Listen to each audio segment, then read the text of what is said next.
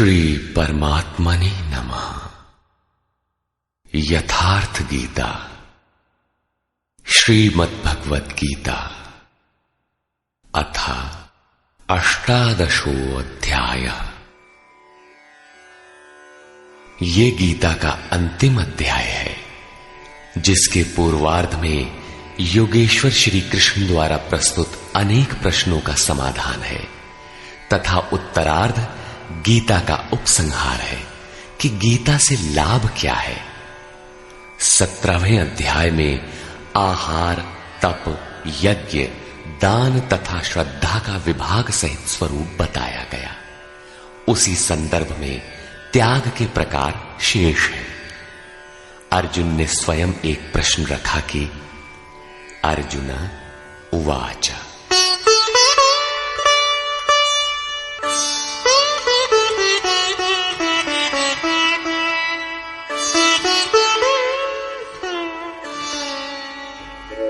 सन्न्यासस्य महाबाहो तत्त्वमिच्छामि वेदितुम् त्यागस्य च ऋषिकेश पृथक् केशिनिषूदन।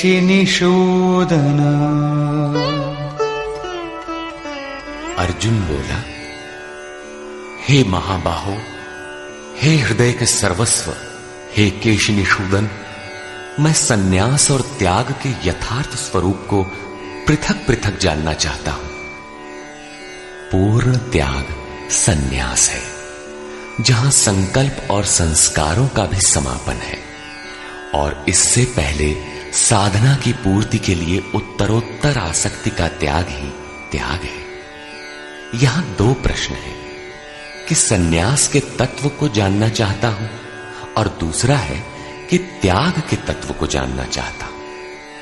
इस पर योगेश्वर श्री कृष्ण ने कहा, श्री भगवान उवाच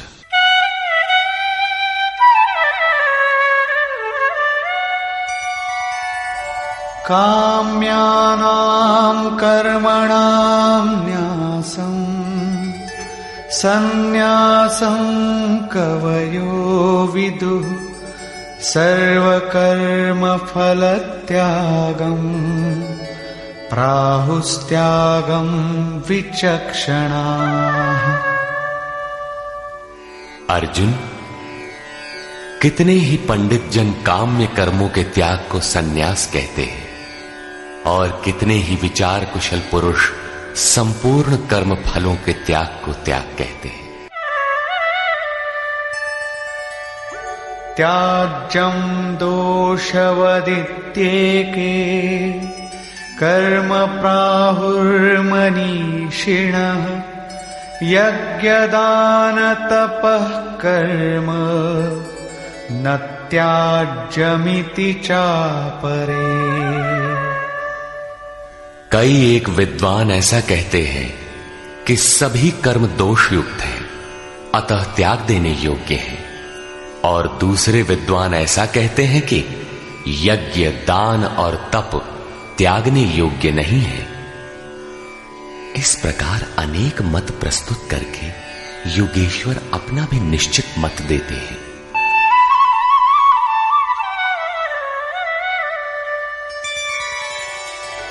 निश्चयं शृणु मे तत्र त्यागे भरतसत्तम त्यागो हि पुरुषौ व्याघ्र त्रिविधः संप्रकीर्तितः। हे अर्जुन, उस त्याग के विषय में तू मेरे निश्चय को सुन। हे पुरुष श्रेष्ठ, वो त्याग 3 प्रकार का कहा गया है। यज्ञदान तपः कर्म न त्याज्यं कार्यमेव तत् यज्ञोदानं तपश्चैव पावनानि मनीषिणाम्। यज्ञ, दान और तप ये 3 प्रकार के कर्म त्यागने योग्य नहीं हैं। इन्हें तो करना ही चाहिए, क्योंकि यज्ञ, दान और तप तीनों ही पुरुषों को पवित्र करने वाले हैं। श्री कृष्ण ने 4 प्रचलित मतों का उल्लेख किया। पहला, काम्य कर्मों का त्याग। दूसरा, संपूर्ण कर्म फलों का त्याग। तीसरा, दोष युक्त होने के कारण सभी कर्मों का त्याग। और चौथा मत था, यज्ञ, दान और तप त्यागने योग्य नहीं है। उनमें से एक मत से अपनी सहमति प्रकट करते हुए कहा कि अर्जुन, मेरा भी यह निश्चित किया हुआ मत है कि यज्ञ, दान और तप रूप क्रिया त्यागने योग्य नहीं है।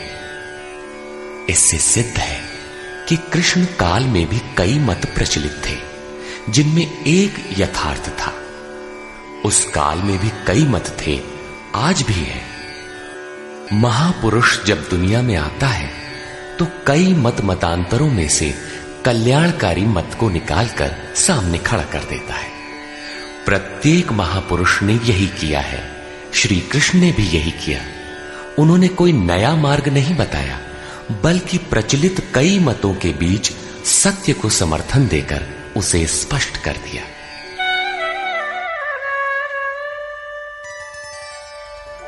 एतान्यपि तु कर्माणि संगं त्यक्त्वा फलानि च कर्तव्यानीति मे पार्थ निश्चितं मतमुत्तमम्।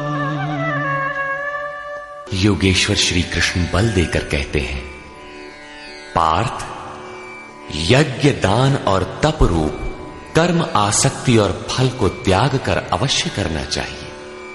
ये मेरा निश्चय किया हुआ उत्तम मत है। अब अर्जुन के प्रश्न के अनुसार वे त्याग का विश्लेषण करते हैं।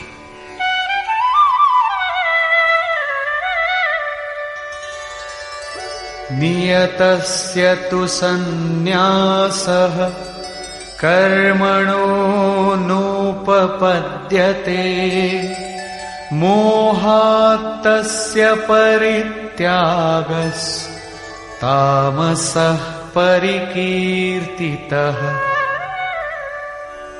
हे अर्जुन, नियत कर्म। श्री कृष्ण के शब्दों में नियत कर्म एक ही है, यज्ञ की प्रक्रिया। इस नियत शब्द को 8-10 बार योगेश्वर ने कहा। इस पर बार बार बल दिया कि कहीं साधक भटक कर दूसरा न करने लगे। इस शास्त्र विधि से निर्धारित कर्म का त्याग करना उचित नहीं। मोह से उसका त्याग करना तामस त्याग कहा गया है। सांसारिक विषय वस्तुओं की आसक्ति में फंसकर कार्यम कर्म अर्थात नियत कर्म एक दूसरे के पूरक है। इनका त्याग तामसी है। ऐसा पुरुष अधः गच्छति, कीट पतंग पर्यंत अधम योनियों में जाता है, क्योंकि उसने भजन की प्रवृत्तियों का त्याग कर दिया। अब राजस त्याग के विषय में बताते हैं।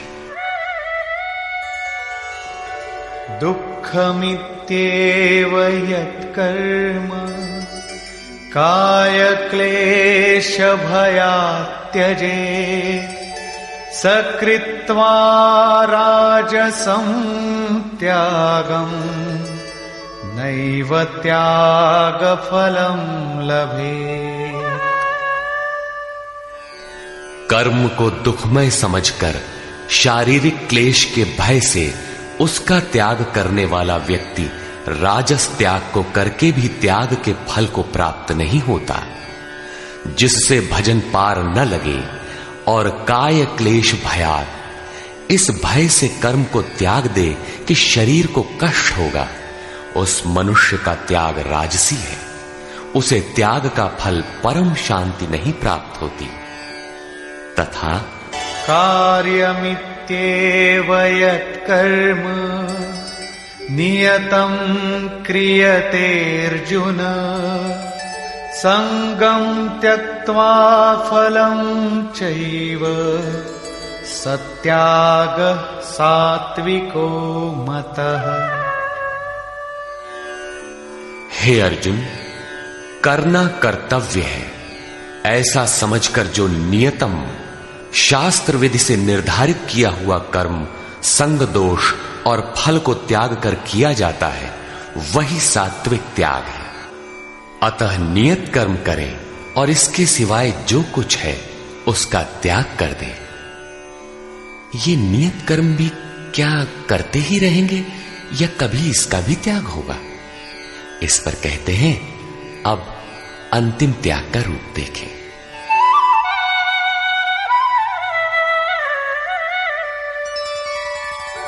न द्वेष्ट्य कुशलं कर्म कुशले नानुषज्यते त्यागी सत्त्व समाविष्टो मेधावी छिन्न संशयः।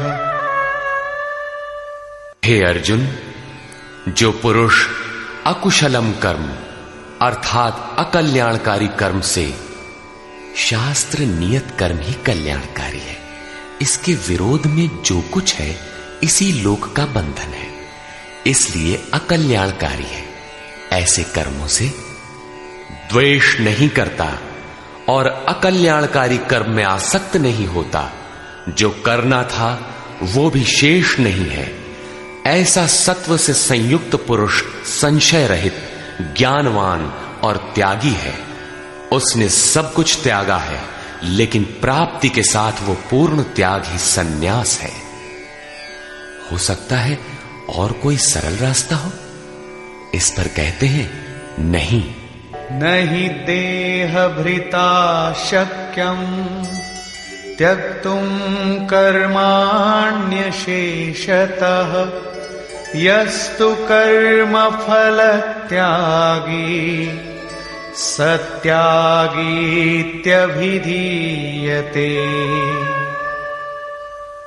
देहधारी पुरुषों के द्वारा अर्थात केवल शरीर ही नहीं जिसे आप देखते हैं, श्री कृष्ण के अनुसार प्रकृति से उत्पन्न सत रज तम तीनों गुण ही इस जीवात्मा को शरीरों में बांधते हैं। जब तक गुण जीवित हैं, तब तक वो जीवधारी है। किसी न किसी रूप में शरीर परिवर्तित होता रहेगा, देह के कारण जब तक जीवित है। देहधारी पुरुषों के द्वारा संपूर्णता से सब कर्मों का त्याग संभव नहीं है, इसलिए जो पुरुष कर्म के फल का त्यागी है वही त्यागी है, ऐसा कहा जाता है। अतः जब तक शरीर के कारण जीवित हैं, तब तक नियत कर्म करें और उनके फल का त्याग करें, बदले में किसी फल की कामना न करें। वैसे सकामी पुरुषों के कर्मों का फल भी होता है।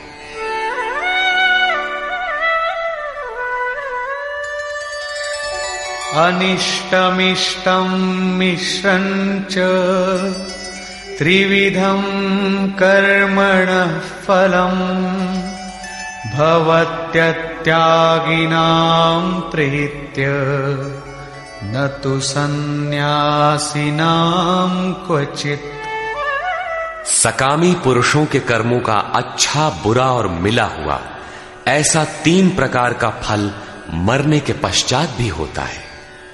जन्म जन्मांतरों तक मिलता है, किंतु सन्यासी नाम सर्वस्व का न्यास अर्थात अंत करने वाले पूर्ण त्यागी पुरुषों के कर्मों का फल किसी भी काल में नहीं होता। यही शुद्ध सन्यास है। सन्यास चरमोत्कृष्ट अवस्था है। भले बुरे कर्मों का फल तथा पूर्ण न्यास काल में उनके अंत का प्रश्न पूरा हुआ। अब पुरुष के द्वारा शुभ अथवा अशुभ कर्म होने में क्या कारण है, इस पर देखें।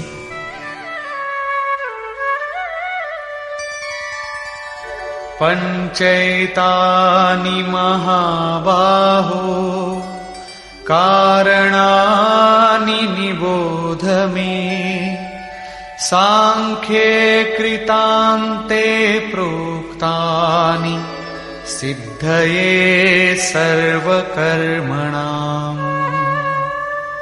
हे महाबाहो, संपूर्ण कर्मों की सिद्धि के लिए 5 कारण सांख्य सिद्धांत में कहे गए हैं। उन्हें तू मुझसे भली प्रकार जान। अधिष्ठानं तथा कर्ता करणं च पृथग्विधम् विविधाश्च पृथक् चेष्टा दैवं चैवात्र पंचमम्। इस विषय में कर्ता अर्थात ये मन, पृथक पृथक करण अर्थात जिनके द्वारा किया जाता है, यदि शुभ पार लगता है तो विवेक, वैराग्य, शम, दम, त्याग, अनवरत चिंतन की प्रवृत्तियां करण होंगी। यदि अशुभ पार लगता है तो काम, क्रोध, राग, द्वेष, लिप्सा इत्यादि करण होंगे। इनके द्वारा प्रेरित होंगे नाना प्रकार की न्यारी न्यारी चेष्टाएं अर्थात अनंत इच्छाएं। आधार अर्थात साधन, जिस इच्छा के साथ साधन मिला वही इच्छा पूरी होने लगती है। और 5वां हेतु है दैव अथवा संस्कार। इसकी पुष्टि करते हैं। शरीरवाङ् मनोभिर्यत् कर्म प्रारभते नरः न्याय्यं वा विपरीतं वा पंचैते तस्य हेतवः। मनुष्य मन, वाणी अथवा शरीर से शास्त्र के अनुसार अथवा विपरीत जो कुछ कर्म आरंभ करता है, उनके ये 5 ही कारण हैं। परंतु ऐसा होने पर भी तत्रैवं सति कर्तारम् आत्मानं केवलं तु यः पश्यत्यकृतबुद्धित्वान् न स पश्यति दुर्मतिः। जो पुरुष अशुद्ध बुद्धि के कारण उस विषय में कैवल्य स्वरूप आत्मा को करता देखता है, वो दुर्बुद्धि यथार्थ नहीं देखता अर्थात भगवान नहीं करते। इस प्रश्न पर योगेश्वर श्री कृष्ण ने दूसरी बार बल दिया। अध्याय 5 में उन्होंने कहा था कि वो प्रभु न करता है, न कराता है, न क्रिया के संयोग को जोड़ता है। तो लोग कहते क्यों हैं? मोह से लोगों की बुद्धि आवृत है, इसलिए जो कुछ भी कह सकते हैं। यहां भी कहते हैं कर्म होने में 5 कारण हैं। उसके बावजूद भी जो कैवल्य स्वरूप परमात्मा को करता देखता है, वो मूढ़ बुद्धि अर्थात दुर्बुद्धि यथार्थ नहीं देखता अर्थात भगवान नहीं करते। जबकि अर्जुन के लिए वे ताल ठोक कर खड़े हो जाते हैं। निमित्त मात्रम भव, कि करता धरता तो मैं हूं, तू निमित्त बनकर खड़ा भर रहे। अंततः वे महापुरुष कहना क्या चाहते हैं? वस्तुतः भगवान और प्रकृति के बीच एक आकर्षण रेखा है। जब तक साधक प्रकृति की सीमा में है, भगवान नहीं करते। बहुत समीप रहकर भी दृष्टा रूप में ही रहते हैं। अनन्य भाव से इष्ट को पकड़ने पर वे हृदय देश से संचालक बन जाते हैं। साधक प्रकृति की आकर्षण सीमा से निकलकर उनके क्षेत्र में आ जाता है। ऐसे अनुरागी के लिए वे ताल ठोक कर सदैव खड़े रहते हैं। केवल उसी के लिए भगवान करते हैं। अतः चिंतन करें। प्रश्न पूरा हुआ। आगे देखें। यस्य नाहं कृतो भावो बुद्धिर्यस्य न लिप्यते हत्वापि स इमान् लोकान् न हन्ति न निबध्यते।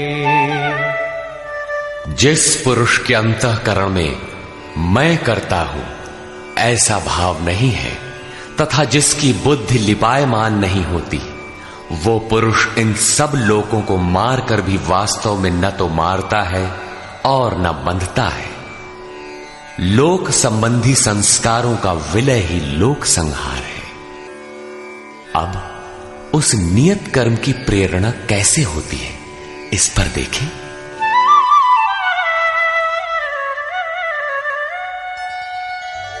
ज्ञानम ज्ञेयं परिज्ञाता त्रिविधा कर्म चोदना करणं कर्म कर्तेति त्रिविधः कर्म संग्रहः।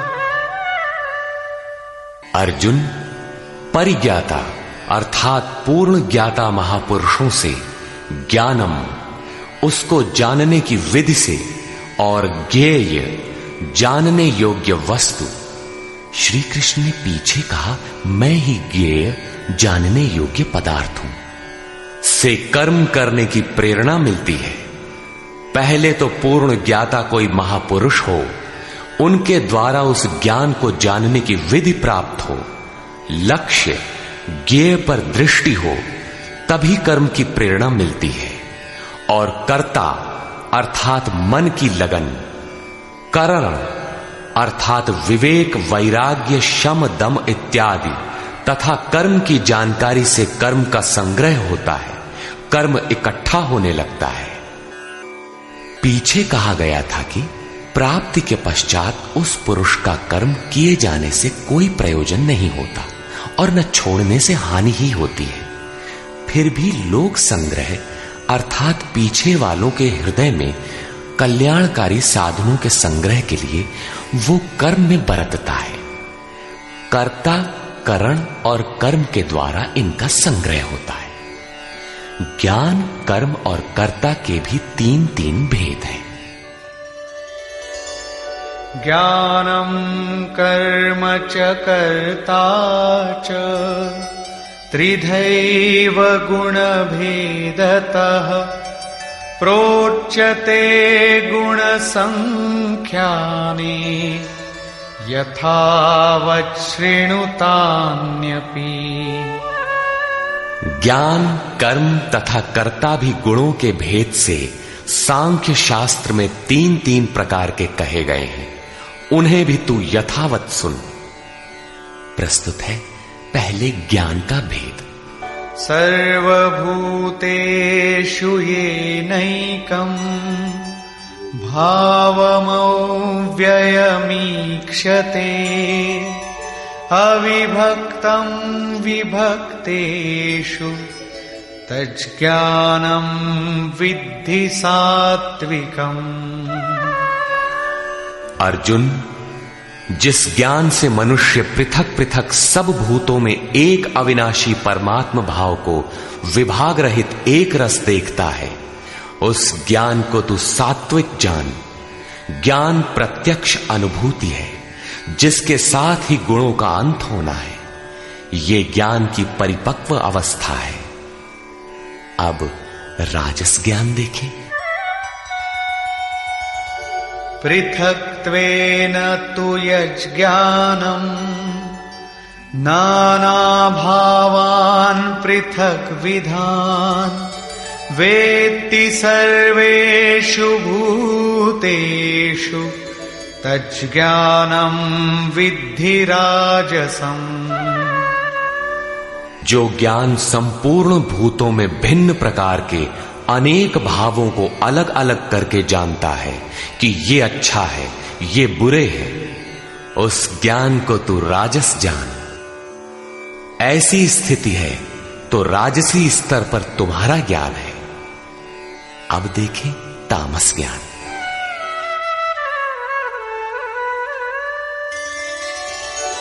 यत्तु कृत्स्नवदेकस्मिन् कार्ये सक्तमहैतुकम् अतत्त्वार्थवदल्पञ्च तत्तामसमुदाहृतम्। जो ज्ञान एकमात्र शरीर में ही संपूर्णता के सदृश आसक्त है, युक्ति रहित अर्थात जिसके पीछे कोई क्रिया नहीं है, तत्व के अर्थ स्वरूप परमात्मा की जानकारी से अलग करने वाला और तुच्छ है, वो ज्ञान तामस कहा जाता है। अब प्रस्तुत है कर्म के 3 भेद।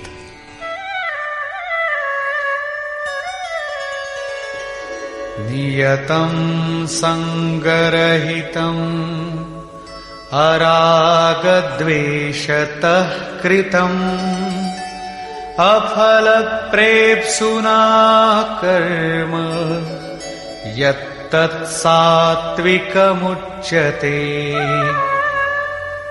जो कर्म नियतम शास्त्र विधि से निर्धारित है, अन्य नहीं, संग दोष और फल को न चाहने वाले पुरुष द्वारा बिना राग द्वेष के किया जाता है, वो कर्म सात्विक कहा जाता है। नियत कर्म अर्थात आराधना चिंतन है, जो परम में प्रवेश दिलाता है।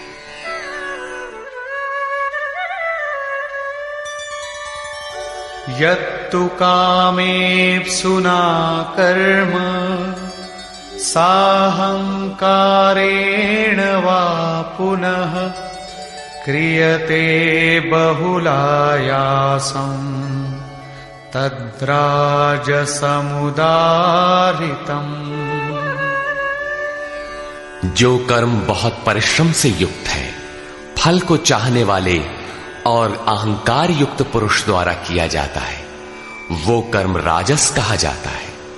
ये पुरुष भी वही नियत कर्म करता है, किंतु अंतर मात्र इतना ही है कि फल की इच्छा और अहंकार से युक्त है, इसलिए उसके द्वारा होने वाले कर्म राजस है। अब देखें तामस।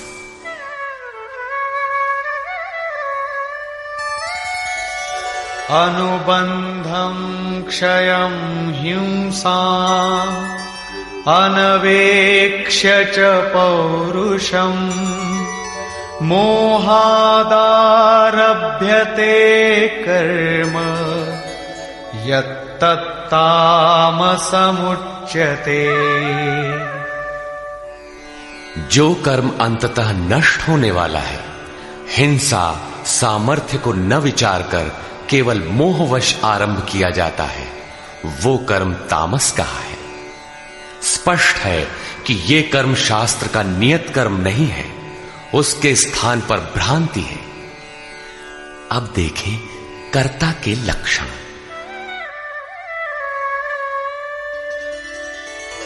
मुक्त संगो नहं वादी धृत्युत्साह समन्वितः सिद्ध्य सिद्ध्योर्निर्विकारः कर्ता सात्विक उच्यते। जो कर्ता संग दोष से रहित होकर अहंकार के वचन न बोलने वाला, धैर्य और उत्साह से युक्त होकर कार्य के सिद्ध होने और न होने में हर्ष शोक इत्यादि विकारों से सर्वथा रहित होकर कर्म में अर्थात अहिर्निश प्रवृत्त है, वो कर्ता सात्विक कहा जाता है। यही उत्तम साधक के लक्षण है। कर्म वही है, नियत कर्म।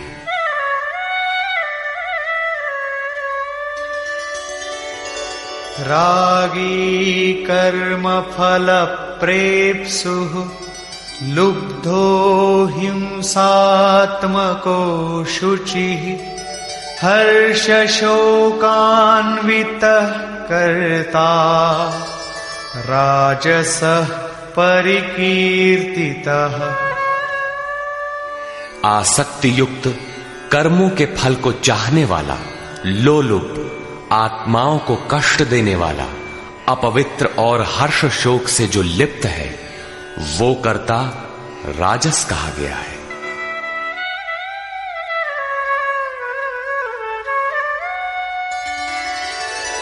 अयुक्तः प्राकृतः स्तब्धः शठो नैष्कृतिको लसः विषादी दीर्घसूत्री च कर्ता तामस उच्यते। जो चंचल चित्त वाला, असभ्य, घमंडी, धूर्त, दूसरे के कार्यों में बाधा पहुंचाने वाला, शोक करने के स्वभाव वाला, आलसी और दीर्घ सूत्री है कि फिर कर लेंगे, वो कर्ता तामस कहा जाता है। दीर्घ सूत्री कर्म को कल पर टालने वाला है, यद्यपि करने की इच्छा उसे भी रहती है। इस प्रकार कर्ता के लक्षण पूरे हुए। अब योगेश्वर श्री कृष्ण ने नवीन प्रश्न उठाया, बुद्धि, धारणा और सुख के लक्षण।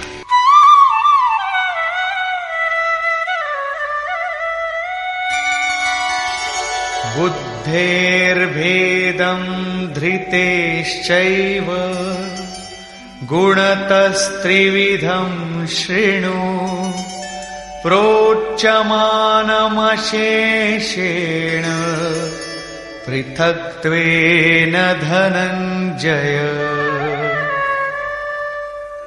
धनंजय, बुद्धि और धारणा शक्ति का भी गुणों के कारण 3 प्रकार का भेद संपूर्णता से विभाग पूर्वक मुझसे सुन।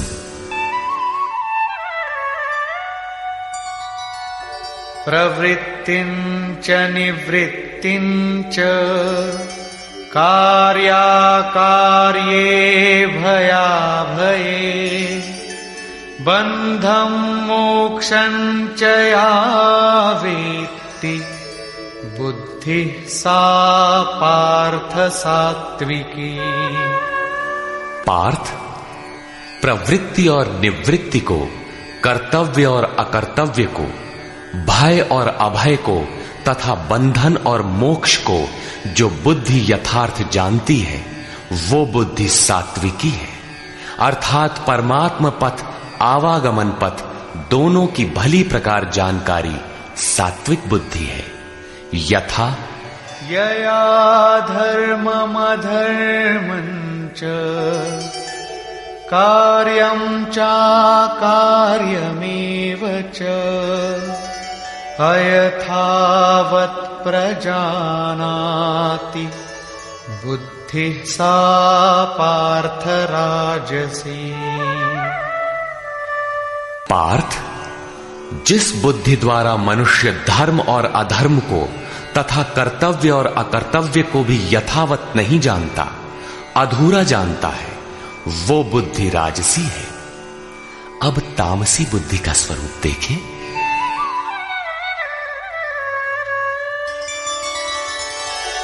अधर्मं धर्ममिति या मन्यते तमसावृता सर्वार्थान् विपरीतांश्च बुद्धि सा पार्थ तामसी।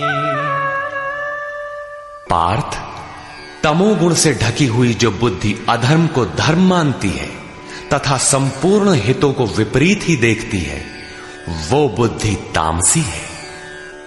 यहां श्लोक 30 से 32 तक बुद्धि के 3 भेद बताए गए।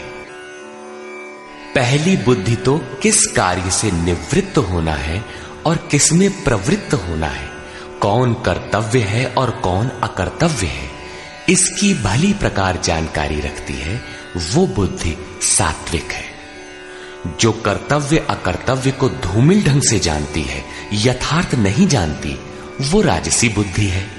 और अधर्म को धर्म, नश्वर को शाश्वत तथा हित को अहित, इस प्रकार विपरीत जानकारी वाली बुद्धि तामसी है। इस प्रकार बुद्धि के भेद समाप्त हुए। अब प्रस्तुत है दूसरा प्रश्न, धृति, धारणा के 3 भेद।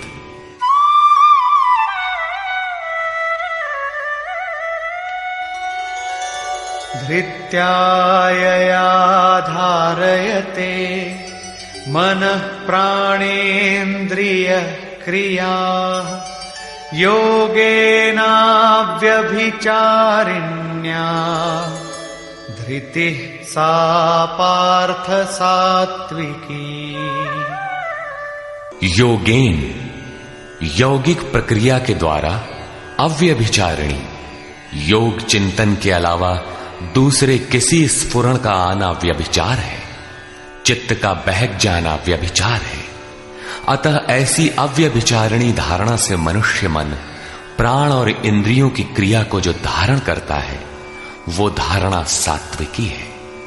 अर्थात मन, प्राण और इंद्रियों को इष्ट की दिशा में मोड़ना ही सात्विक धारणा है। तथा यया तु धर्म कामार्थान् धृत्या धारयतेऽर्जुन प्रसंगेन फलाकांक्षी धृतिः सा पार्थ राजसी।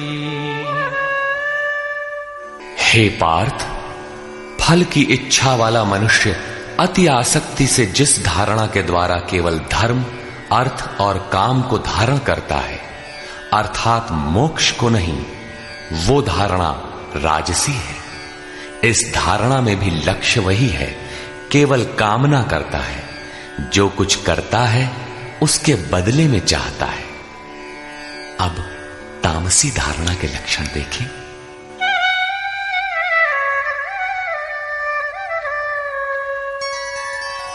यया स्वप्नं भयं शोकं विषादं मदमेव च न विमुञ्चति दुर्मेधा धृतिः सा पार्थ तामसी।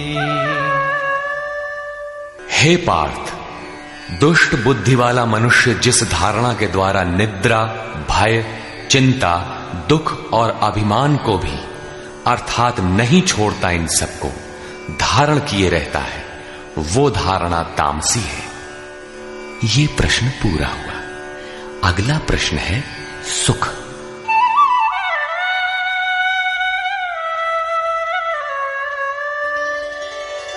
सुखं त्विदानीं त्रिविधं शृणु मे भरतर्षभ अभ्यासाद्रमते यत्र दुःखान्तं च निगच्छति। अर्जुन, अब सुख भी 3 प्रकार का मुझसे सुन।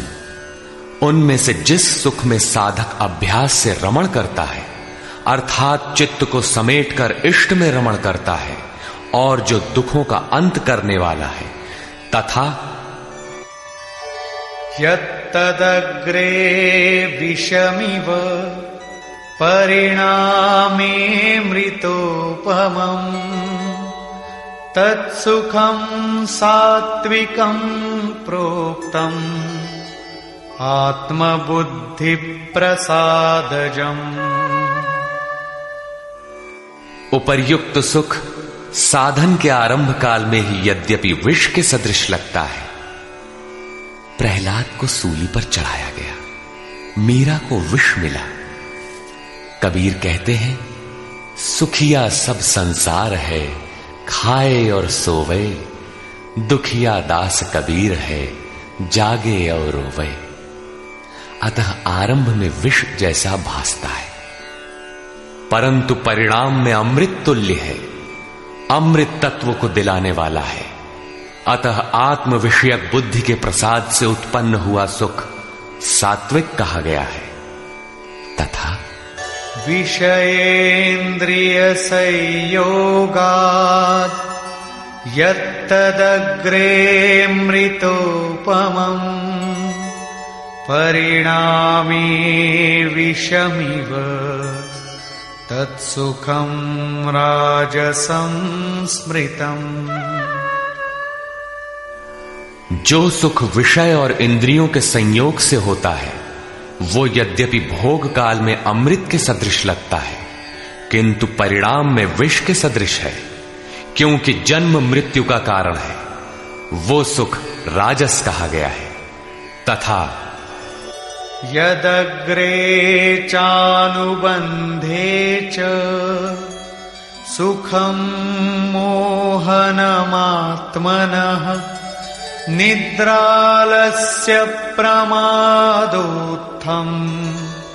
तत्तामसमुदाहृतम्।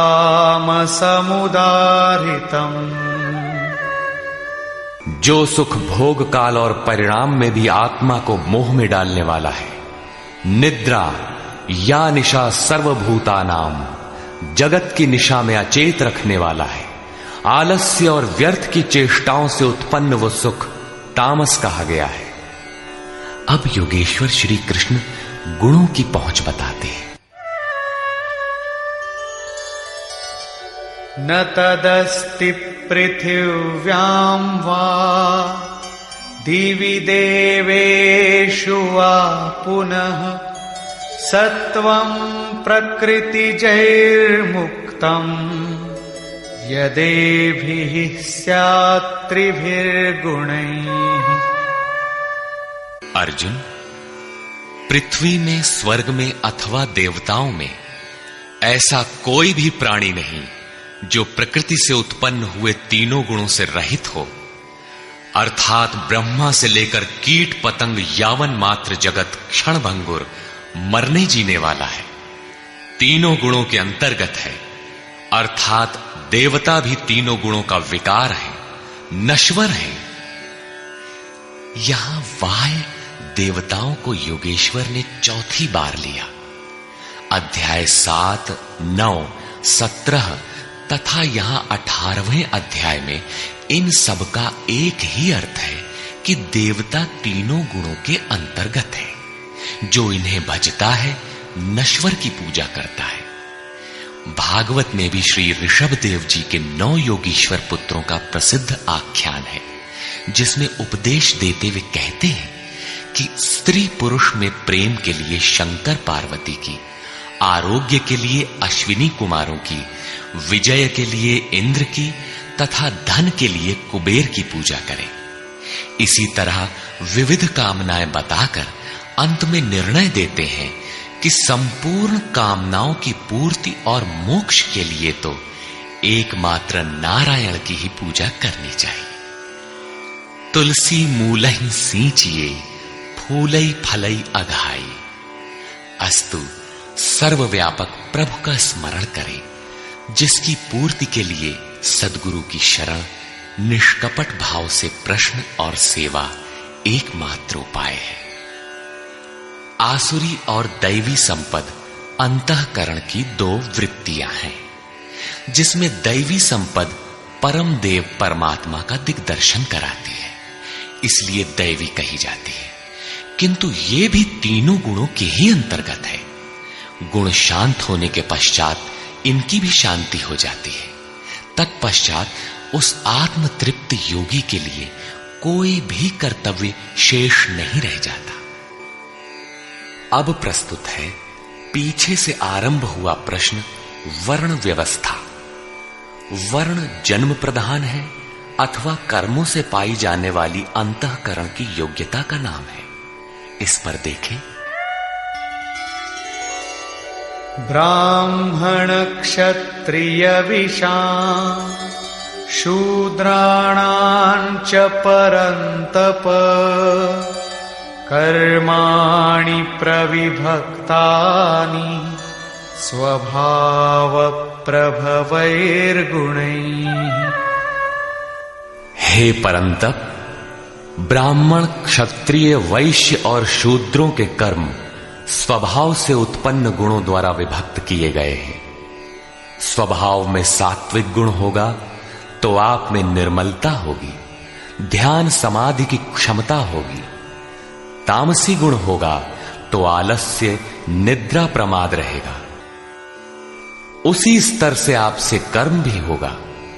जो गुण कार्यरत है वही आपका वर्ण है, स्वरूप है। इस प्रश्न को योगेश्वर श्री कृष्ण ने यहां चौथी बार लिया है। अध्याय 2 में इन 4 वर्णों में से एक क्षत्रिय का नाम लिया कि क्षत्रिय के लिए युद्ध से श्रेयतर कोई मार्ग नहीं है। तीसरे अध्याय में उन्होंने कहा कि दुर्बल गुण वाले के लिए भी उसके स्वभाव से उत्पन्न योग्यता के अनुसार धर्म में प्रवृत्त होना, उसमें मर जाना भी परम कल्याणकारक है। दूसरों की नकल करना भयावह है। अध्याय 4 में बताया कि 4 वर्णों की सृष्टि मैंने की। तो क्या मनुष्यों को 4 जातियों में बांटा? कहते हैं नहीं, गुण कर्म विभागशः, गुणों के योग्यता से कर्म को 4 सोपानों में बांटा।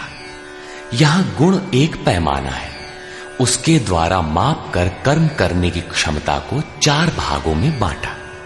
श्री कृष्ण के शब्दों में कर्म एकमात्र अव्यक्त पुरुष के प्राप्ति की क्रिया है। ईश्वर प्राप्ति का आचरण आराधना है, जिसकी शुरुआत मात्र एक इष्ट में श्रद्धा से है। चिंतन की विधि विशेष है, जिसे पीछे बताए हैं। इस यज्ञार्थ कर्म को ही 4 भागों में बांटा। अब कैसे समझें कि हम में कौन से गुण हैं और किस श्रेणी के हैं, इस पर यहां कहते हैं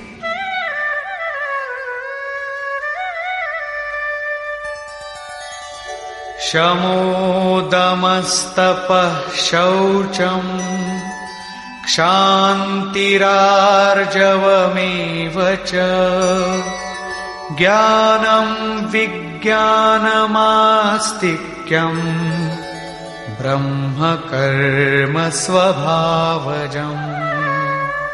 मन का शमन, इंद्रियों का दमन, पूर्ण पवित्रता, मन, वाणी और शरीर को इष्ट के अनुरूप तपाना, क्षमा भाव, मन, इंद्रियों और शरीर की सर्वथा सरलता, आस्तिक बुद्धि अर्थात एक इष्ट में सच्ची आस्था, ज्ञान अर्थात परमात्मा की जानकारी का संचार, विज्ञान अर्थात परमात्मा से मिलने वाले निर्देशों की जागृति एवं उसके अनुसार चलने की क्षमता, ये सब स्वभाव से उत्पन्न हुए ब्राह्मण के कर्म हैं। अर्थात जब स्वभाव में ये योग्यताएं पाई जाएं, कर्म धारावाही होकर स्वभाव में ढल जाए, तो वो ब्राह्मण श्रेणी का करता है। तथा शौर्यं तेजो धृतिर्दाक्षम् युद्धे चाप्यपलायनम् दानमीश्वर भावश्च क्षात्रं कर्म स्वभावजम्। शूरवीरता, ईश्वरीय तेज का मिलना, धैर्य, चिंतन में दक्षता अर्थात कर्मसु कौशलम, कर्म करने में दक्षता, प्रकृति के संघर्ष से न भागने का स्वभाव, दान अर्थात सर्वस्व का समर्पण, सब भावों पर स्वामी भाव अर्थात ईश्वर भाव, ये सब क्षत्रिय के स्वभावजम, स्वभाव से उत्पन्न हुए कर्म है। स्वभाव में ये योग्यताएं पाई जाती हैं, तो वो कर्ता क्षत्रिय है। अब प्रस्तुत है वैश्य तथा शूद्र का स्वरूप।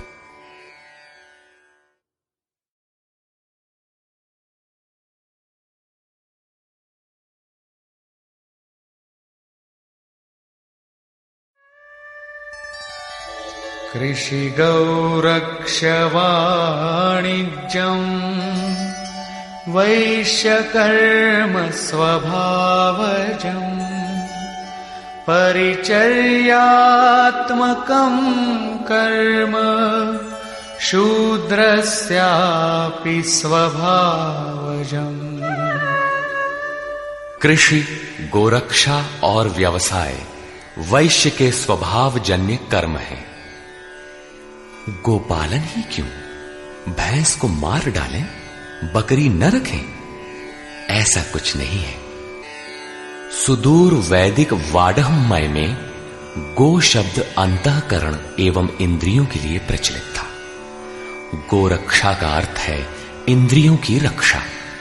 विवेक, वैराग्य, शम, दम के द्वारा इंद्रियां सुरक्षित होती हैं।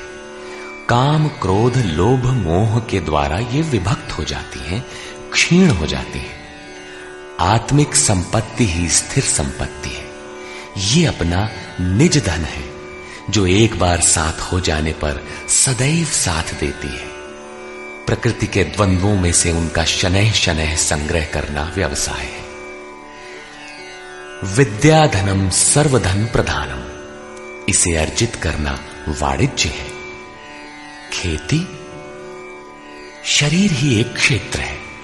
इसके अंतराल में बोया हुआ बीज संस्कार रूप में भला बुरा जमता है। अर्जुन, इस निष्काम कर्म में बीज अर्थात आरंभ का नाश नहीं होता। परम तत्व के चिंतन का जो बीज इस क्षेत्र में पड़ा है, उसे सुरक्षित रखते हुए इसमें आने वाले विजातीय विकारों का निराकरण करते जाना खेती है। अपने से उन्नत अवस्था वाले, प्राप्ति वाले गुरुजनों की सेवा करना शूद्र का स्वभावजन्य कर्म है। शूद्र का अर्थ नीच नहीं, अपितु अल्पज्ञ है। निम्न श्रेणी का साधक ही शूद्र है। प्रवेशिका श्रेणी का वो साधक परिचर्या से ही आरंभ करे। स्वभाव परिवर्तनशील है। स्वभाव के परिवर्तन के साथ वर्ण परिवर्तन हो जाता है। वस्तुतः ये वर्ण अति उत्तम, उत्तम, मध्यम और निकृष्ट 4 अवस्थाएं हैं। कर्म पथ पर चलने वाले साधकों की ऊंची नीची 4 सीढ़ियां हैं, क्योंकि कर्म एक ही है, नियत कर्म। श्री कृष्ण कहते हैं कि परम सिद्धि की प्राप्ति का यही एक रास्ता है कि स्वभाव में जैसी योग्यता है वहीं से लगे। इसको देखें।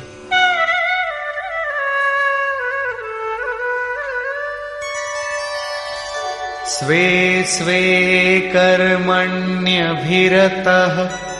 संसिद्धिं लभते नरः स्वकर्मनिरतः सिद्धिं यथा विन्दति तच्छृणु।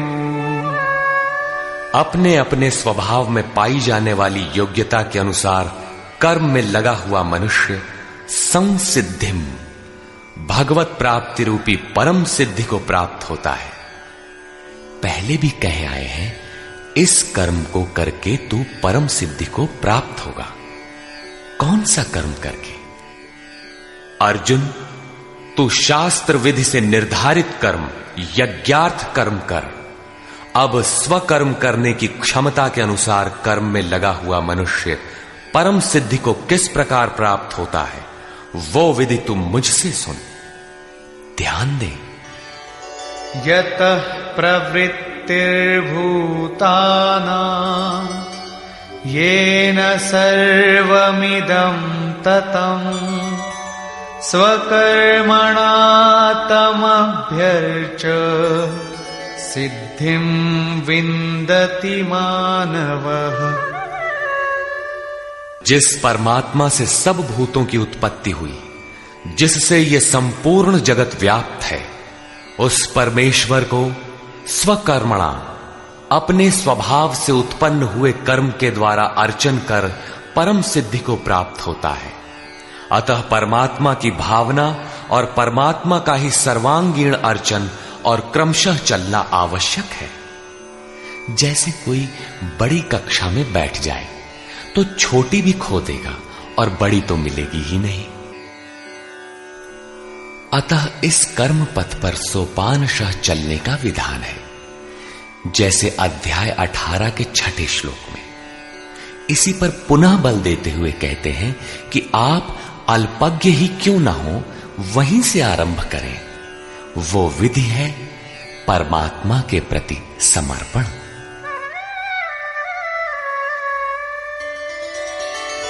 श्रेयान् स्वधर्मो विगुणः परधर्मात् स्वनुष्ठितात् स्वभावनियतं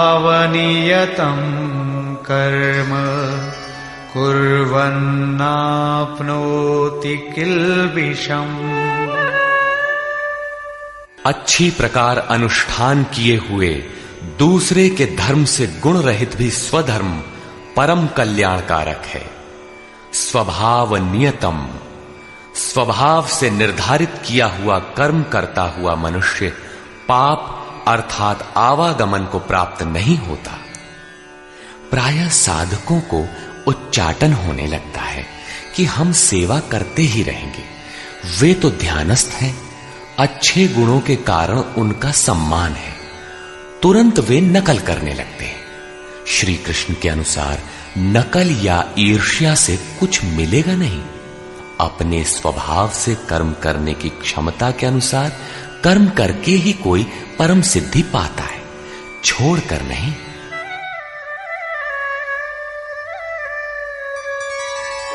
सहजं कर्म कौन्तेय सदोषमपि न त्यजेत् सर्वारम्भा हि दोषेण धूमेनाग्निरिवावृताः। कौन्तेय, दोष युक्त अल्पज्ञ अवस्था वाला है तो सिद्ध है कि अभी दोषों का बाहुल्य है। ऐसा दोषयुक्त भी सहजम कर्म, स्वभाव से उत्पन्न सहज कर्म को नहीं त्यागना चाहिए, क्योंकि धुएं से अग्नि के सदृश सभी कर्म किसी न किसी दोष से आवृत्त हैं। ब्राह्मण श्रेणी ही सही, कर्म तो करना पड़ रहा है। स्थिति नहीं मिली तब तक दोष विद्यमान है, प्रकृति का आवरण विद्यमान है। दोषों का अंत वहां होगा जहां ब्राह्मण श्रेणी का कर्म भी ब्रह्म में प्रवेश के साथ विलय हो जाता है। उस प्राप्ति वाले का लक्षण क्या है जहां कर्मों से प्रयोजन नहीं रह जाता?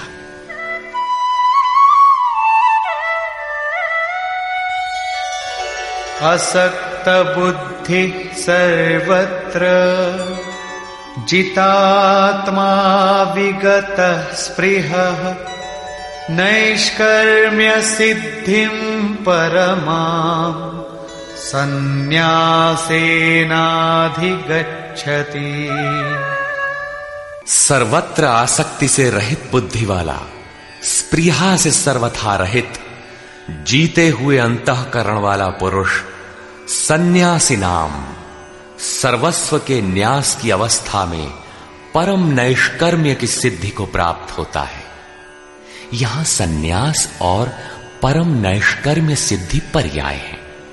यहां सांख्य योगी वहीं पहुंचता है जहां की निष्काम कर्मयोगी। ये उपलब्धि दोनों मार्गियों के लिए समान है। अब परम नैष्कर्म्य सिद्धि को प्राप्त हुआ पुरुष जैसे ब्रह्म को प्राप्त होता है, उसका संक्षेप में चित्रण करते हैं।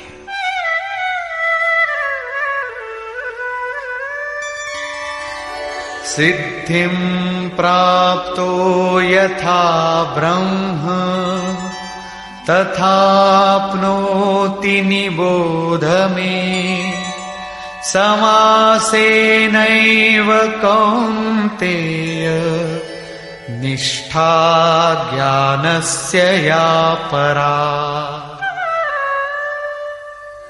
कौन्तेय, जो ज्ञान की परानिष्ठा है, पराकाष्ठा है, उस परम सिद्धि को प्राप्त हुआ पुरुष ब्रह्म को जैसे प्राप्त होता है, उस विधि को तू मुझसे संक्षेप में जान।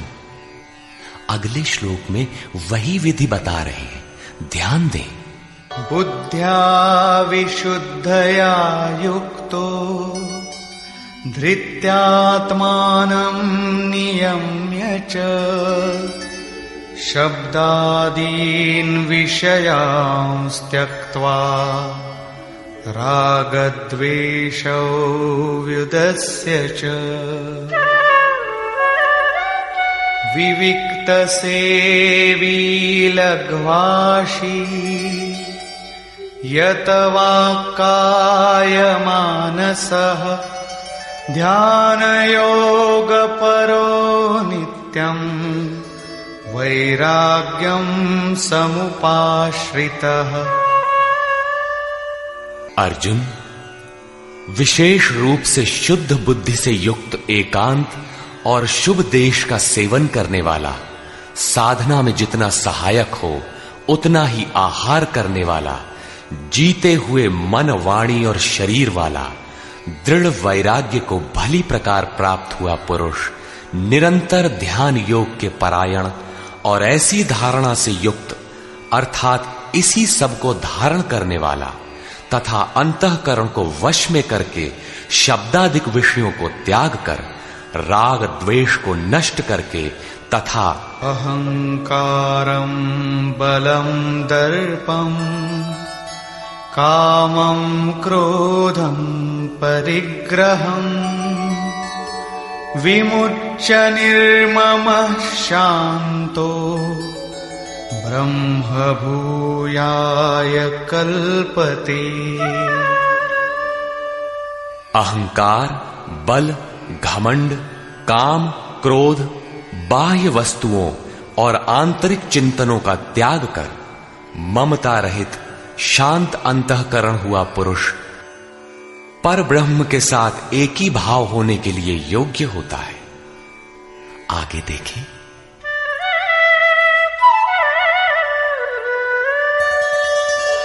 ब्रह्मभूतः प्रसन्नात्मा न शोचति न काङ्क्षति समः सर्वेषु भूतेषु मद्भक्तिं लभते पराम्। ब्रह्म के साथ एक ही भाव होने की योग्यता वाला वो प्रसन्न चित्त पुरुष न तो किसी वस्तु के लिए शोक करता है और न किसी की आकांक्षा ही करता है। सब भूतों में समभाव हुआ वो भक्ति की पराकाष्ठा पर है। भक्ति अपना परिणाम देने की स्थिति में है जहां ब्रह्म में प्रवेश मिलता है। अब भक्त्या मामभिजानाति यावान्यश्चास्मि तत्त्वतः ततो मां तत्त्वतो ज्ञात्वा विशते तदनन्तरम्। उस पराभक्ति के द्वारा वो मुझे तत्व से भली प्रकार जानता है। वो तत्व है क्या? मैं जो और जिस प्रभाव वाला हूं, अजर अमर शाश्वत जिन अलौकिक गुणधर्मों वाला हूं, उसे जानता है और मुझे तत्व से जानकर तत्काल ही मुझ में प्रवेश कर जाता है। प्राप्ति काल में तो भगवान दिखाई पड़ते हैं और प्राप्ति के ठीक बाद तत्क्षण वो अपने ही आत्म स्वरूप को उन ईश्वरीय गुण धर्मों से युक्त पाता है कि आत्मा ही अजर अमर शाश्वत अव्यक्त और सनातन है।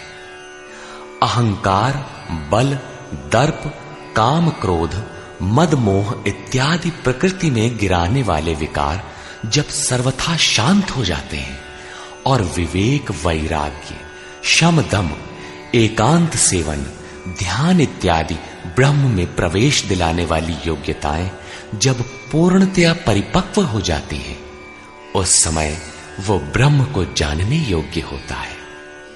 उस योग्यता का नाम ही पराभक्ति है। इसी योग्यता द्वारा वो तत्व को जानता है। तत्व है क्या? मुझे जानता है। भगवान जो है, जिन विभूतियों से युक्त है, उसे जानता है और मुझे जानकर तत्क्षण मुझ में ही स्थित हो जाता है। अर्थात ब्रह्म, तत्व, ईश्वर, परमात्मा और आत्मा एक दूसरे के पर्याय हैं। एक की जानकारी के साथ ही इन सब की जानकारी हो जाती है। यही परम सिद्धि, परम गति, परम धाम भी है। अतः गीता का दृढ़ निश्चय है कि सन्यास और निष्काम कर्म योग दोनों ही परिस्थितियों में परम नैष्कर्म्य सिद्धि को पाने के लिए नियत कर्म अर्थात चिंतन अनिवार्य है। अब तक तो सन्यासी के लिए भजन चिंतन पर बल दिया और अब समर्पण कहकर उसी वार्ता को निष्काम कर्मयोगी के लिए भी कहते हैं। सर्वकर्माण्यपि सदा कुर्वाणो मद्व्यपाश्रयः मत्प्रसादादवाप्नोति शाश्वतं पदमव्ययम्। मुझ पर विशेष रूप से आश्रित हुआ पुरुष संपूर्ण कर्मों को सदा करता हुआ, लेश मात्र भी त्रुटि न रख कर करता हुआ, मेरे कृपा प्रसाद से शाश्वत अविनाशी परम पद को प्राप्त होता है। कर्म वही है, नियत कर्म, यज्ञ की प्रक्रिया। पूर्ण योगेश्वर सद्गुरु के आश्रित साधक उनके कृपा प्रसाद से शीघ्र पा जाता है, अतः उसे पाने के लिए समर्पण आवश्यक है। चेतसा सर्वकर्माणि मयि सन्न्यस्य मत्परः बुद्धियोगमुपाश्रित्य मच्चित्तः सततं भव। अतः अर्जुन, संपूर्ण कर्मों को अर्थात जितना कुछ तुझसे बन पड़ता है, मन से मुझे अर्पित करके अपने भरोसे नहीं बल्कि मुझे समर्पण करके मेरे परायण हुआ बुद्धि योग अर्थात योग की बुद्धि का अवलंबन करके निरंतर मुझ में चित्त को लगा।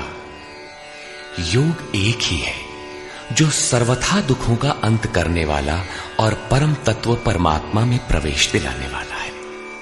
उसकी क्रिया भी एक ही है, यज्ञ की प्रक्रिया जो मन तथा इंद्रियों के संयम, श्वास प्रश्वास तथा ध्यान इत्यादि पर निर्भर है, जिसका परिणाम भी एक ही है, यान्ति ब्रह्म सनातनम।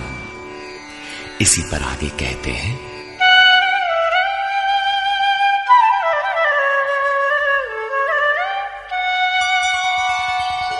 मच्चित्तः सर्वदुर्गाणि मत्प्रसादात् तरिष्यसि अथ चेत्त्वमहङ्कारात् न श्रोष्यसि विनङ्क्ष्यसि। इस प्रकार मुझ में निरंतर चित्त को लगाने वाला होकर तू मेरी कृपा से मन और इंद्रियों के संपूर्ण दुर्गों को अनायास ही तर जाएगा। इंद्रिन द्वार झरोखा नाना, तह तह सुर बैठे करी थाना। आवत देखहि विषय वयारी, ते हठि देहि कपाट उघारी। ये ही दुर्जय दुर्ग है, मेरी कृपा से तू इन बाधाओं का अतिक्रमण कर जाएगा, किंतु अहंकारवश यदि तू मेरे वचनों को नहीं सुनेगा तो विनष्ट हो जाएगा, परमार्थ से च्युत हो जाएगा। पुनः इसी पर बल देते हैं, यदहंकारमाश्रित्य न योत्स्य इति मन्यसे मिथ्यैष व्यवसायस्ते प्रकृतिस्त्वां नियोक्ष्यति। जो तू अहंकार का आश्रय लेकर ऐसा मानता है कि युद्ध नहीं करूंगा, तो ये तेरा निश्चय मिथ्या है, क्योंकि तेरा स्वभाव तुझे बलात् युद्ध में लगा देगा। स्वभावजेन कौन्तेय निबद्ध स्वेन कर्मणा कर्तुं नेच्छसि यन्मोहात् करिष्यस्य वशोऽपि तत्। कौन्तेय, मोहवश तू जिस कर्म को नहीं करना चाहता, उसको भी अपने स्वभाव से उत्पन्न हुए कर्म से बंधा हुआ परवश होकर करेगा। प्रकृति के संघर्ष से न भागने का तुम्हारा क्षत्रिय श्रेणी का स्वभाव तुम्हें बरबस कर्म में लगाएगा। प्रश्न पूरा हुआ। अब वो ईश्वर रहता कहां है, इस पर कहते हैं, ईश्वरः सर्वभूतानां हृद्देशेऽर्जुन तिष्ठति भ्रामयन् सर्वभूतानि यन्त्रारूढानि मायया। अर्जुन, वो ईश्वर संपूर्ण भूत प्राणियों के हृदय देश में निवास करता है। इतना समीप है तो लोग जानते क्यों नहीं? माया रूपी यंत्र में आरूढ़ होकर सब लोग भ्रमवश चक्कर लगाते ही रहते हैं, इसलिए नहीं जानते। ये यंत्र बड़ा बाधक है जो बार बार नश्वर कलेवरों अर्थात शरीरों में घुमाता रहता है। तो शरण किसकी लें? तमेव शरणं गच्छ सर्वभावेन भारत, तत्प्रसादात् परां शान्तिं स्थानं प्राप्स्यसि शाश्वतम्। इसलिए हे भारत, संपूर्ण भाव से उस ईश्वर की जो हृदय देश में स्थित है अनन्य शरण को प्राप्त हो। उनके कृपा प्रसाद से तू परम शांति शाश्वत परम धाम को प्राप्त होगा। अतः ध्यान करना है तो हृदय देश में करें। ईश्वर का निवास स्थान हृदय है। भागवत के चतुश्लोकी गीता का सारांश भी यही है कि वैसे तो मैं सर्वत्र हूं, किंतु प्राप्त होता हूं तो हृदय देश में ध्यान करने से ही। इति ते ज्ञानमाख्यातम् गुह्याद्गुह्यतरं मया, विमृश्यैतदशेषेण यथेच्छसि तथा कुरु। इस प्रकार बस इतना ही गोपनीय से भी अति गोपनीय ज्ञान मैंने तेरे लिए कहा है। इस विधि से संपूर्ण रूप से विचार कर, फिर तू जैसा चाहता है वैसा कर। सत्य यही है, शोध की स्थली यही है, प्राप्ति की स्थली भी यही है। किंतु हृदय स्थित ईश्वर दिखाई नहीं देता, इस पर उपाय बताते हैं।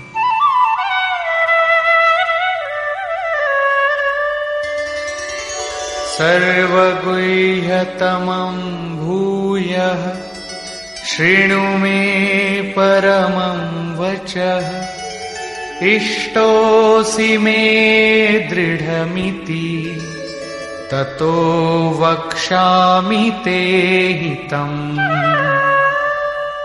अर्जुन, संपूर्ण गोपनीय से भी अति गोपनीय मेरे रहस्य युक्त वचन को तू फिर भी सुन। कहा है किंतु फिर सुन। साधक के लिए इष्ट सदैव खड़े रहते हैं। क्योंकि तू मेरा अतिशय प्रिय है, इसलिए ये परम हितकारक वचन मैं तेरे लिए फिर भी कहूंगा। वो है क्या?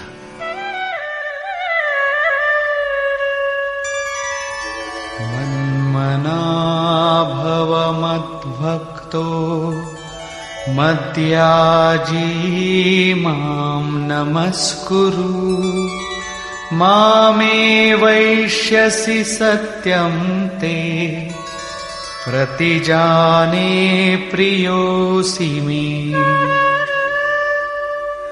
अर्जुन, तू मेरे में ही अनन्य मन वाला हो, मेरा अनन्य भक्त हो, मेरे प्रति श्रद्धा से पूर्ण हो, मेरे समर्पण में अश्रुपात होने लगे। मेरे को ही नमन कर। ऐसा करने से तू मेरे को ही प्राप्त होगा। ये मैं तेरे लिए सत्य प्रतिज्ञा करके कहता हूं, क्योंकि तू मेरा अत्यंत प्रिय है। पीछे बताया ईश्वर हृदय देश में है, उसकी शरण में जा। यहां कहते हैं मेरी शरण आ। ये अति गोपनीय रहस्य युक्त वचन सुन कि मेरी शरण आओ। वास्तव में योगेश्वर श्री कृष्ण कहना क्या चाहते हैं? यही कि साधक के लिए सद्गुरु की शरण नितांत आवश्यक है। श्री कृष्ण एक पूर्ण योगेश्वर थे। अब समर्पण की विधि बताते हैं। सर्व सर्वधर्मान् परित्यज्य मामेकं शरणं व्रज अहं त्वा सर्वपापेभ्यो मोक्षयिष्यामि मा शुचः। संपूर्ण धर्मों को त्याग कर, अर्थात मैं ब्राह्मण श्रेणी का करता हूं या शूद्र श्रेणी का, क्षत्रिय हूं अथवा वैश्य, इसके विचार को त्याग कर केवल एक मेरी अनन्य शरण को प्राप्त हो। मैं तुझे संपूर्ण पापों से मुक्त करा दूंगा। तू शोक मत कर। इन सब ब्राह्मण क्षत्रिय इत्यादि वर्णों का विचार न कर कि इस कर्म पथ में किस स्तर का हूं। जो अनन्य भाव से शरण हो जाता है, सिवाय इष्ट के अन्य किसी को नहीं देखता, उसके क्रमशः वर्ण परिवर्तन, उत्थान तथा पूर्ण पापों से निवृत्ति अर्थात मोक्ष की जिम्मेदारी वो इष्ट सद्गुरु स्वयं अपने हाथों में ले लेते हैं। प्रत्येक महापुरुष ने यही कहा। शास्त्र जब लिखने में आ जाता है तो लगता है कि यह सबके लिए है, किंतु है वस्तुतः श्रद्धावान के लिए ही। अर्जुन अधिकारी था, अतः उसे बल देकर कहा। अब योगेश्वर स्वयं निर्णय देते हैं कि इसके अधिकारी कौन है। इदन्ते न तपस्काय न भक्ताय कदाचन न चाशुश्रूषवे वाच्यम् न च मां योऽभ्यसूयति। अर्जुन, इस प्रकार तेरे हित के लिए कहे हुए इस गीता के उपदेश को किसी काल में भूल कर भी न तो तप रहित मनुष्य के प्रति कहना चाहिए, न भक्ति रहित के प्रति कहना चाहिए, न बिना सुनने की इच्छा वाले के प्रति कहना चाहिए। और जो मेरी निंदा करता है, ये दोष है, वो दोष है, इस प्रकार झूठी आलोचना करता है, उसके प्रति भी नहीं कहना चाहिए। महापुरुष ही तो थे जिनके समक्ष स्तुतिकर्ताओं के साथ साथ कतिपय निंदक भी रहे होंगे। इनसे तो नहीं कहना चाहिए, किंतु प्रश्न स्वाभाविक है कि कहा किससे जाए। इस पर देखें।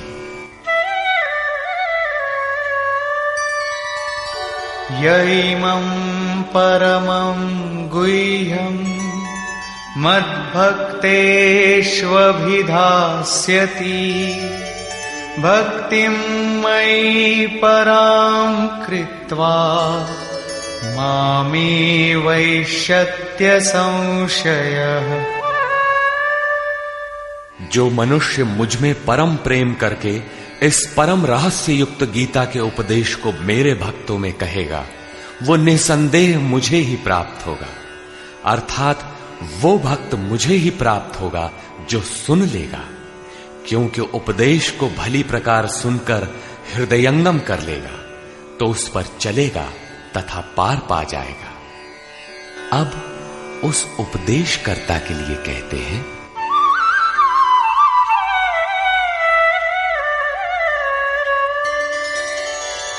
न च तस्मान् मनुष्येषु कश्चिन्मे प्रियकृत्तमः भविता न च मे तस्माद् अन्यः प्रियतरो भुवि। न तो उससे बढ़कर मेरा अतिशय प्रिय कार्य करने वाला मनुष्यों में कोई है, और न उससे बढ़कर मेरा अत्यंत प्यारा पृथ्वी में दूसरा कोई होगा। किससे? जो मेरे भक्तों में मेरा उपदेश करेगा, उनको उधर उस पथ पर चलाएगा, क्योंकि कल्याण का यही एक स्रोत है, राजमार्ग है। अब देखें अध्ययन। अध्येष्यते च य इमम् धर्म्यं संवादमावयोः ज्ञानयज्ञेन तेनाहम् इष्टः स्यामिति मे मतिः। जो पुरुष इस धर्ममय हम दोनों के संवाद को अध्येष्यते भली प्रकार मनन करेगा, उसके द्वारा मैं ज्ञान यज्ञ से पूजित होऊंगा, अर्थात ऐसा यज्ञ जिसका परिणाम ज्ञान है, जिसका स्वरूप पीछे बताया गया है, जिसका तात्पर्य है साक्षात्कार के साथ मिलने वाली जानकारी। ऐसा मेरा निश्चित मत है। श्रद्धावाननसूयश्च शृणुयादपि यो नरः सोऽपि मुक्तः शुभान् लोकान् प्राप्नुयात् पुण्यकर्मणाम्। जो पुरुष श्रद्धा से युक्त और ईर्ष्या रहित होकर केवल सुनेगा, वो भी पापों से मुक्त हुआ उत्तम कर्म करने वालों के श्रेष्ठ लोकों को प्राप्त होगा। अर्थात करते हुए भी पार न लगे तो सुना भर करें। उत्तम लोक तब भी हैं क्योंकि वो चित्त में उन उपदेशों को ग्रहण तो करता है। यहां 67 से 71 तक 5 श्लोकों में भगवान श्री कृष्ण ने यह बताया कि गीता का उपदेश अनाधिकारियों को नहीं कहना चाहिए, किंतु जो श्रद्धावान हैं उनसे अवश्य कहना चाहिए। जो सुनेगा वो भक्त मुझे प्राप्त होगा, क्योंकि अति गोपनीय कथा को सुनकर पुरुष चलने लगता है। जो भक्तों में कहेगा उससे अधिक प्रिय कहने वाला मेरा कोई नहीं है। जो अध्ययन करेगा उसके द्वारा मैं ज्ञान यज्ञ से पूजित होऊंगा। यज्ञ का परिणाम ही ज्ञान है। जो गीता के अनुसार कर्म करने में असमर्थ है किंतु श्रद्धा से मात्र सुनेगा, वो भी पुण्य लोकों को प्राप्त होगा। इस प्रकार भगवान श्री कृष्ण ने इसके कहने सुनने तथा अध्ययन का फल बताया। प्रश्न पूरा हुआ।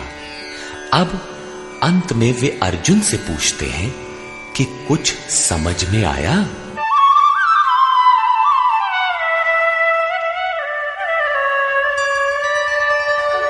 कच्चिदेतच्छ्रितं पार्थ त्वयैकाग्रेण चेतसा कच्चिदज्ञानसम्मोहः प्रनष्टस्ते धनञ्जय।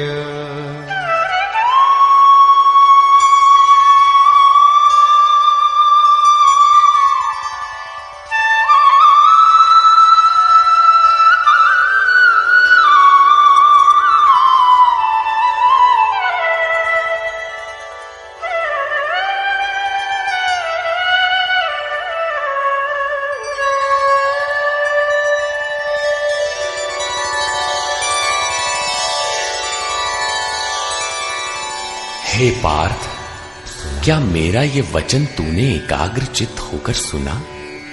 क्या तेरा अज्ञान से उत्पन्न मोह नष्ट हुआ? इस पर अर्जुन बोला, अर्जुना उवाच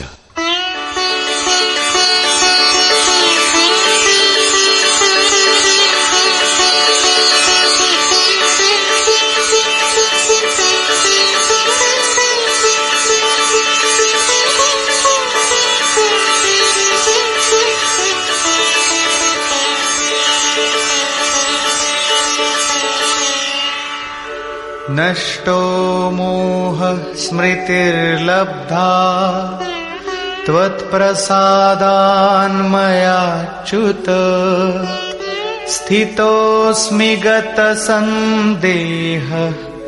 करिष्ये वचनं तव।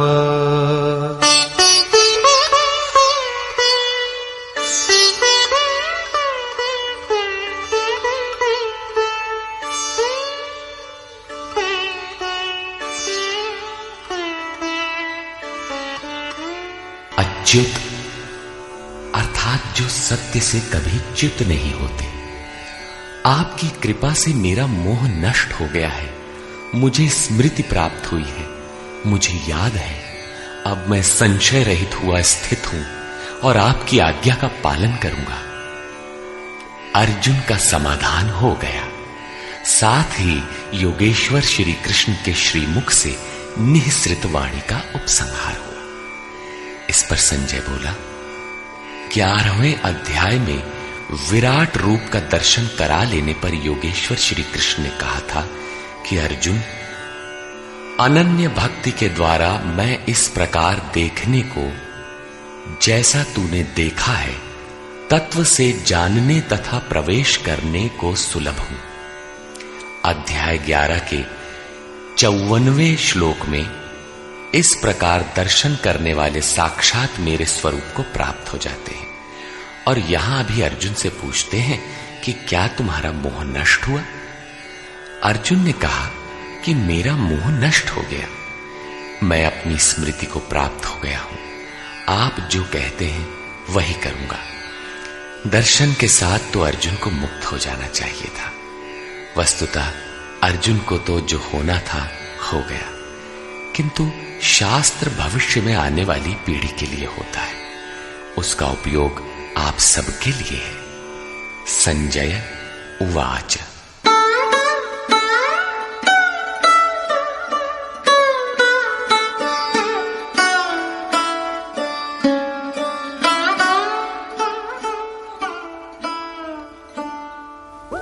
इत्यहं वासुदेवस्य पार्थस्य च महात्मनः संवादमिममश्रौषम् अद्भुतं रोमहर्षणम्। इस प्रकार मैंने वासुदेव और महात्मा अर्जुन, अर्थात अर्जुन एक महात्मा है, योगी है, साधक है, न कि कोई धनुर्धर जो मारने के लिए खड़ा हो। अतः महात्मा अर्जुन के इस विलक्षण और रोमांचकारी संवाद को सुना। आप में सुनने की क्षमता कैसे आई? आगे कहते हैं, व्यासप्रसादाच्छ्रितवान् एतद्गुह्यमहं परम् योगं योगेश्वरात् कृष्णात् साक्षात् कथयतः स्वयं। श्री व्यास जी की कृपा से, उनकी दी हुई दृष्टि से मैंने इस परम गोपनीय योग को साक्षात कहते हुए स्वयं योगेश्वर श्री कृष्ण से सुना है। संजय श्री कृष्ण को योगेश्वर मानता है।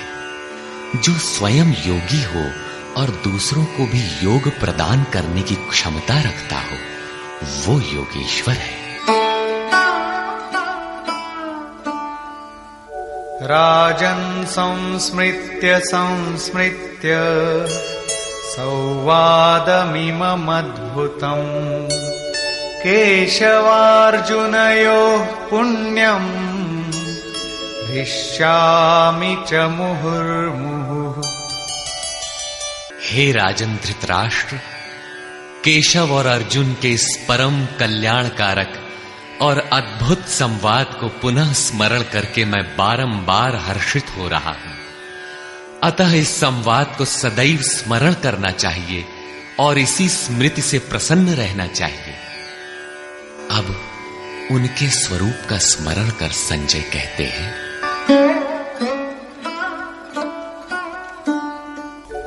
तच्च संस्मृत्य संस्मृत्य रूपमत्यद्भुतं हरेः विस्मयो मे महान् राजन् हृष्यामि च पुनः पुनः।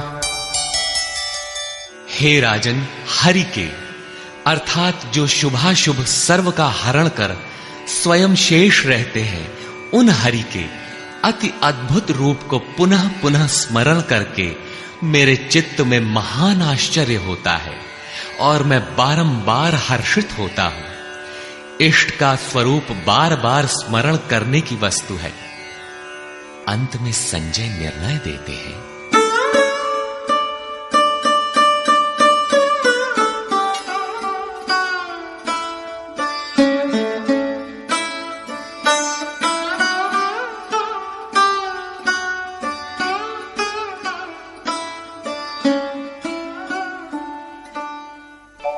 यत्र योगेश्वरः कृष्णो यत्र पार्थो धनुर्धरः तत्र श्रीर्विजयो भूतिः ध्रुवा नीतिर्मतिर्मम।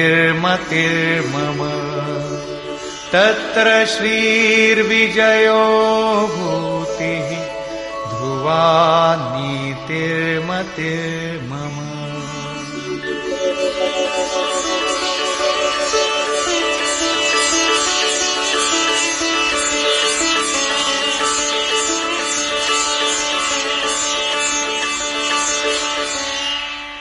राजन, जहां योगेश्वर श्री कृष्ण और धनुर्धर अर्जुन अर्थात ध्यान ही धनुष है, इंद्रियों की दृढ़ता ही गांडीव है, अर्थात स्थिरता के साथ ध्यान धरने वाला महात्मा अर्जुन है, वहीं पर श्री ऐश्वर्य विजय जिसके पीछे हार नहीं है, ईश्वरीय विभूति और चल संसार में अचल रहने वाली नीति है, ऐसा मेरा मत है।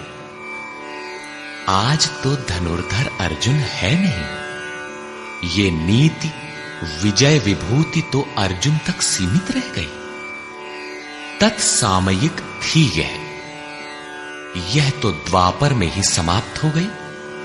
लेकिन ऐसी बात नहीं है। योगेश्वर श्री कृष्ण ने बताया कि मैं सबके हृदय देश में निवास करता हूं, आपके हृदय में भी वे हैं। अनुराग ही अर्जुन है। अनुराग आपके अंतःकरण की इष्टोन्मुख लगन का नाम है। यदि ऐसा अनुराग आप में है तो सदैव वास्तविक विजय है और अचल स्थिति दिलाने वाली नीति भी सदैव रहेगी, न कि कभी थी। जब तक प्राणी रहेंगे परमात्मा का निवास उनके हृदय देश में रहेगा। विकल आत्मा उसे पाने का इच्छुक होगा और उनमें से जिसके भी हृदय में उसे पाने का अनुराग उमड़ेगा वही अर्जुन की श्रेणी वाला होगा, क्योंकि अनुराग ही अर्जुन है। अतः मानव मात्र इसका प्रत्याशी बन सकता है। निष्कर्ष, यह गीता का समापन अध्याय है। आरंभ में ही अर्जुन का प्रश्न है, प्रभु मैं त्याग और सन्यास के भेद और स्वरूप को जानना चाहता हूं। योगेश्वर श्री कृष्ण ने इस पर प्रचलित 4 मतों की चर्चा की। इनमें एक सही भी था। इससे मिलता जुलता ही निर्णय योगेश्वर श्री कृष्ण ने दिया कि यज्ञ, दान और तप किसी काल में त्यागने योग्य नहीं है। ये मनीषियों को भी पवित्र करने वाले हैं। इन तीनों को रखते हुए इनके विरोधी विकारों का त्याग करना ही वास्तविक त्याग है। यह सात्विक त्याग है। फल की इच्छा के साथ त्याग राजस है। मोहवश नियत कर्म का ही त्याग करना तामस त्याग है। और सन्यास त्याग की ही चरमोत्कृष्ट अवस्था है। नियत कर्म और ध्यान जनित सुख सात्विक है। इंद्रियों और विषयों का भोग राजस है और तृप्तिदायक अन्न की उत्पत्ति से रहित दुखद सुख तामस है। मनुष्य मात्र के द्वारा शास्त्र के अनुकूल अथवा प्रतिकूल कार्य होने में 5 कारण हैं। कर्ता अर्थात मन, पृथक पृथक करण अर्थात जिनके द्वारा किया जाता है। शुभ पार लगता है तो विवेक, वैराग्य, शम, दम करण है। अशुभ पार लगता है तो काम, क्रोध, राग, द्वेष इत्यादि करण होंगे। नाना प्रकार की इच्छाएं अर्थात इच्छाएं अनंत हैं, सब पूर्ण नहीं हो सकती। केवल वह इच्छा पूर्ण होती है जिसके साथ आधार मिल जाता है। चौथा कारण है आधार अर्थात साधन और 5वां हेतु है दैव अर्थात प्रारब्ध या संस्कार। प्रत्येक कार्य के होने में यही 5 कारण हैं। फिर भी जो कैवल्य स्वरूप परमात्मा को कर्ता मानता है वह मूल बुद्धि यथार्थ नहीं जानता, अर्थात भगवान नहीं करते, जबकि पीछे कह आए हैं कि अर्जुन तू निमित्त मात्र होकर खड़ा भर रहे, कर्ता धर्ता तो मैं हूं। अंततः उन महापुरुष का आशय क्या है? वस्तुतः प्रकृति और पुरुष के बीच एक आकर्षण सीमा है। जब तक मनुष्य प्रकृति में बरतता है तब तक माया प्रेरणा करती है, और जब वह इससे ऊपर उठकर इष्ट को समर्पित हो जाता है और वह इष्ट जब हृदय देश से रथी हो जाता है फिर भगवान करते हैं। ऐसे स्तर पर अर्जुन था, संजय भी था, और सबके लिए इस अर्थात कक्षा में पहुंचने का विधान है। अतः यहां भगवान प्रेरणा करते हैं। पूर्ण ज्ञाता महापुरुष, जानने की विधि और ज्ञेय परमात्मा, इन तीनों के संयोग से कर्म की प्रेरणा मिलती है। इसलिए किसी अनुभवी महापुरुष अर्थात सद्गुरु के सानिध्य में समझने का प्रयास करना चाहिए। वर्ण व्यवस्था के प्रश्न को चौथी बार लेते हुए योगेश्वर श्री कृष्ण ने बताया कि इंद्रियों का दमन, मन का शमन, एकाग्रता, शरीर, वाणी और मन को इष्ट के अनुरूप तपाना, ईश्वरीय जानकारी का संचार, ईश्वरीय निर्देशन पर चलने की क्षमता इत्यादि ब्रह्म में प्रवेश दिलाने वाली योग्यताएं ब्राह्मण श्रेणी के कर्म है।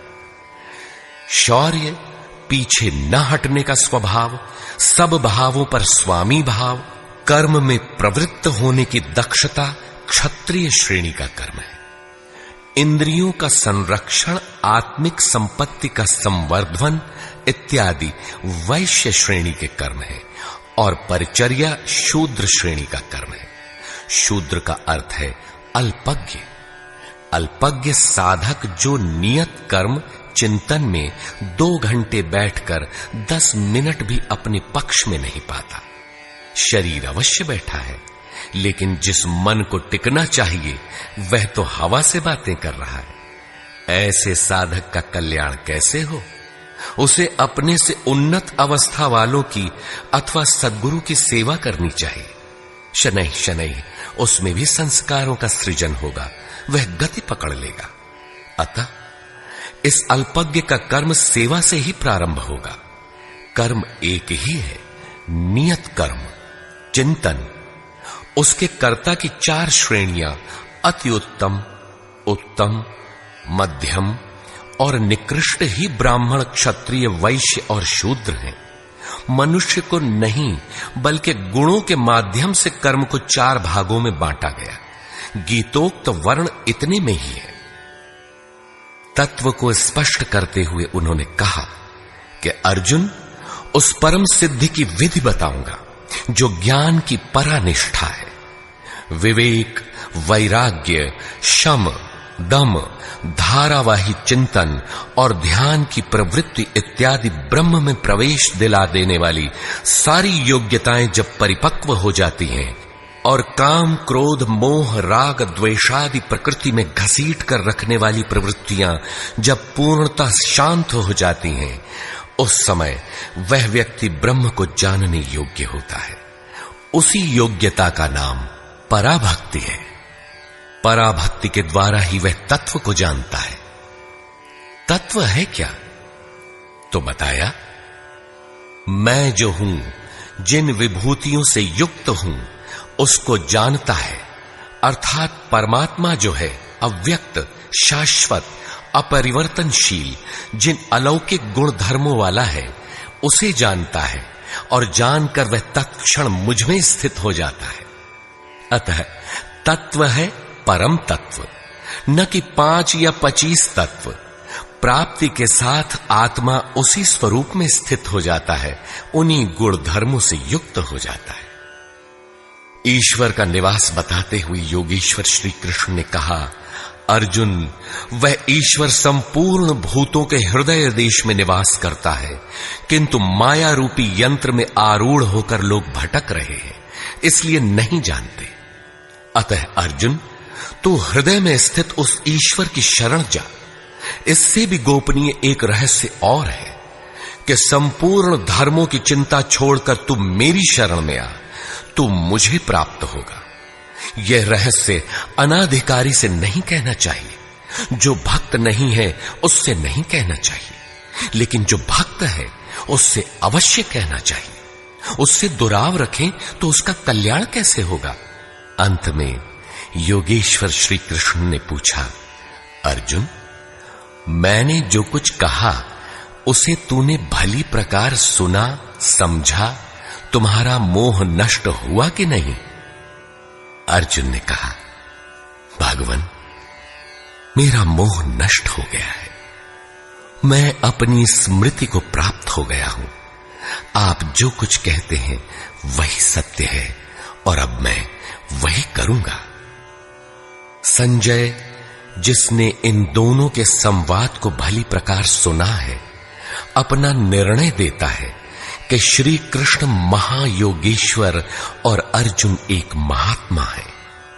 उनका संवाद बारंबार स्मरण कर वह हर्षित हो रहा है, अतः इसका स्मरण करते रहना चाहिए। उन हरि के रूप को याद करके भी वह बारंबार हर्षित होता है, अतः बारंबार स्वरूप का स्मरण करते रहना चाहिए। ध्यान करते रहना चाहिए। जहां योगेश्वर श्री कृष्ण हैं और जहां महात्मा अर्जुन हैं, वहीं श्री है। विजय, विभूति और ध्रुव नीति भी वही है। सृष्टि की नीतियां आज हैं तो कल बदलेंगी। ध्रुव तो एकमात्र परमात्मा है। उसमें प्रवेश दिलाने वाली नीति ध्रुव नीति भी वही है। यदि श्री कृष्ण और अर्जुन को द्वापर कालीन व्यक्ति विशेष मान लिया जाए, तब तो आज न अर्जुन है और न श्री कृष्ण।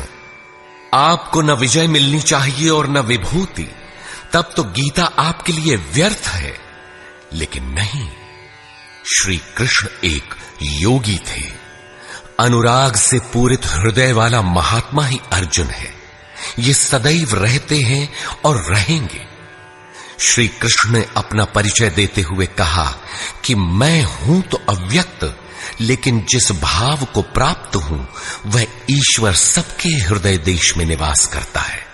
वह सदैव है और रहेगा।